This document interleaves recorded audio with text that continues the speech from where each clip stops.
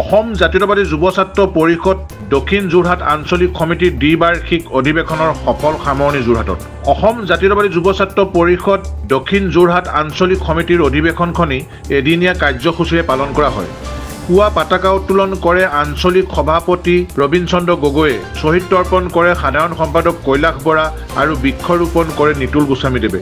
কেন্দ্ৰীয় সমিতিৰ সহকাৰী সাধাৰণ সম্পাদক শিৱ কলিতা দেৱে উদ্বোধন কৰা প্ৰতিনিধি সভাখনিত অতিথি হিচাপে উপস্থিত থাকে কেন্দ্ৰীয় সমিতিৰ সাংস্কৃতিক সম্পাদক সুৰজ কলিতা, যোৰহাট জিলা সমিতিৰ সভাপতি প্ৰণৱ শইকীয়া, উপসভাপতি পদুম গগৈ, উত্তম মহন্ত, যুটীয়া সম্পাদক বিশ্বজিৎ গায়ন ইত্যাদি। উক্ত সভাত পৰ্যবেক্ষক হিচাপে থাকে জিলা সমিতিৰ শিক্ষা সম্পাদক বিতুপন ৰাজখোৱা। 9টা শাখা সমিতিয়ে অংশগ্ৰহণ কৰা প্ৰতিনিধি সভাই ৰাজু দত্তক সভাপতি, কিৰণ গগৈ, কৈলাশ বৰাক উপসভাপতি, দিগন্ত নাইডুক সাধাৰণ সম্পাদক, মানস দে আৰু ৰাজীৱ গগৈক যুটীয়া সম্পাদক হিচাপে লৈ এখনি শক্তিশালী আঞ্চলিক সমিতি গঠন কৰে। আৰু এখন সুস্থ আৰু সবল সমিতি গঠন কৰাত সহায় কৰে।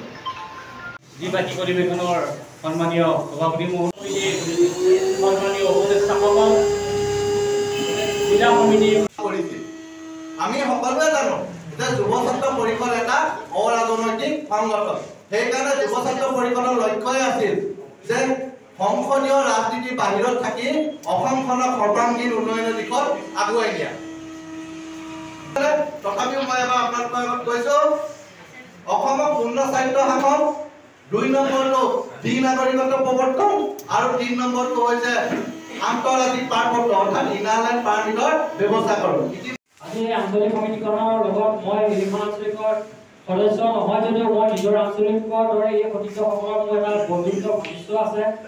এই আঞ্চলিকখনৰ যি একতা যেনেধৰণে ধৰক আজি শিৱ গগৈ ডাঙৰীয়া হওক বা বাকী যিসকল আঞ্চলিক সমিতি উপদেষ্টা এই সতীৰ্থ প্ৰায়